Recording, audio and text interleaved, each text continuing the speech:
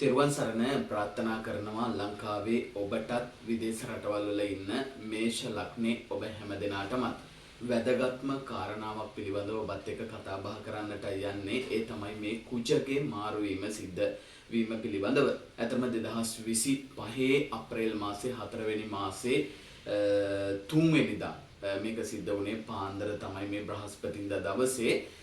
ඇතරම ඔබේ තුන්වැන්නේ හිටපු මේෂ වෘෂභ මිථුන එතකොට තුන්වැන්නේ හිටපු කුජ ග්‍රහතුමා තමයි ඔබේ හතරවැන්නට මේ පාර සම්ප්‍රාප්ත වෙලා තියෙන්නේ. හතරවැන්නට එනකොට එයා කටක රාශියට ඇවිල්ලා එයා නීච ස්වභාවයක් තමයි 2025 ජූනි මාසෙ විතර වෙනකම්ම මේ කුජ ග්‍රහතුමා ගමන් කරන්නේ. ඇතරම මේ මේෂ ලග්නයේදී මේ කුජ වගේ ග්‍රහයෙක් හතරවැන්නට එනකොට ගොඩාක් දුරට මගේ වචන සමහර වෙලාවල් වලට අනිත් කෙනාගේ හිත් පීඩා ඇති කරන වචන බවට පත් කරන්න පුළුවන් වටපිටාව තියෙනවා. ඒක නිසා මේෂ ලග්නේ හැම කෙනාම නාගේ මල්ලි අයියා අක්කා නැන්දා මාමා සීයා අච්චි මේ හැම කෙනාම කතා බහ කරනකොට මතක තියාගන්නට ඕන තමන් විසින් තමන්ගේ වචන ප්‍රවේශම් කරගනිමින් තමයි ඔබ වචන කතා කරන්නට ඕන.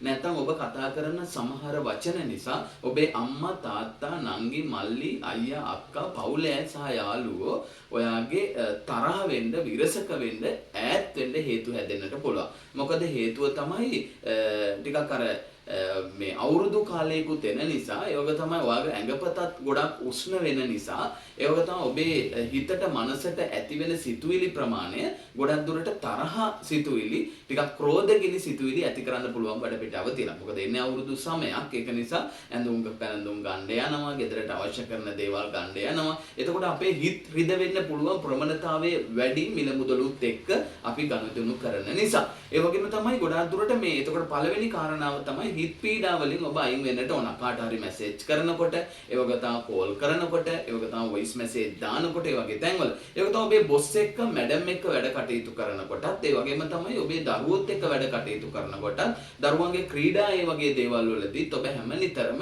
අසාධාරණයේ වෙනුවෙන් පෙනී ඉන්න කෙනෙක් නිසා මේෂ ලග්නයේදී ඔබ කිසිම වෙලාවක මේ පාර ආවේගශීලී විදිහට වැඩ කටයුතු කරන්නට බෑ. ඒ වගේ තමයි මේ කුජගහය වගේ කෙනෙක් හතරවැන්නේ නිච්ච ස්වභාවයක් ඇති වෙනකොට ටිකක් ඔය පිළිකා ස්වභාවයට ගෙඩි සම්බන්ධව වගේ රෝග ඇතිවෙච්ච අය. ඒතකොට තෙල් කෑම, පිටි කෑම, සීනි කෑම ඒගොල්ලෝ ගොඩක් දුරට කන්නේ බොන්නේ නැහැ.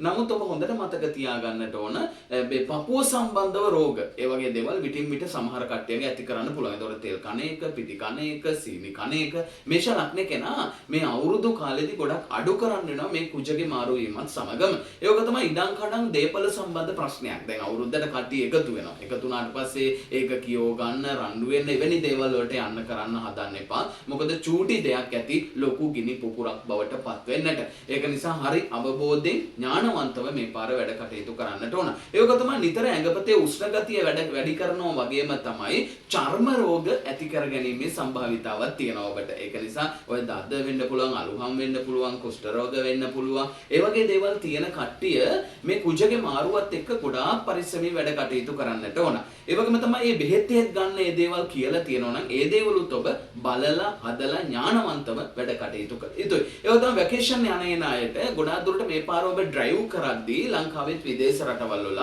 හරීම අවබෝධයෙන් ඥානවන්තව කටයුතු කරන්නට ඕන. මොකද පුංචි දෙයක් මිස් වුණොත් ඒක ප්‍රශ්නයක්. ඒක තමයි මියුසිකල් තියෙනවා. ඒ වගේ තමයි රණ්ඩු සරුවල් ඇති වෙන්න පුළුවන්. ගහමරා ගැනීම. මොකද කුජගහයාගේ ලේ ධාතුව නියෝජනය කරන නිසා එයා නිතරම ලේ ධාතුව ටිකක් බර වෙන ග්‍රහයෙක් නිසා ඔබ ලේ ධාතුව ඇවිස්සන දේවල් මේ පාර වෙන්න පුළුවන් වටපිටාව තියෙන. ඒක නිසා මම මේ කුජගේ මාරුවේදී ඔබට පැහැදිලි කරනවා මේෂ ලග්නයේදී පුළුවන් තරම් නිහතමානී වෙන්න, පුළුවන් තරම් කාගේවත් ක්‍රෝධගින්න අවසන් එපා. පුළුවන් තරම් කාගේවත් තරහගින්න මේ පාර අවසන් හදන්න එපා.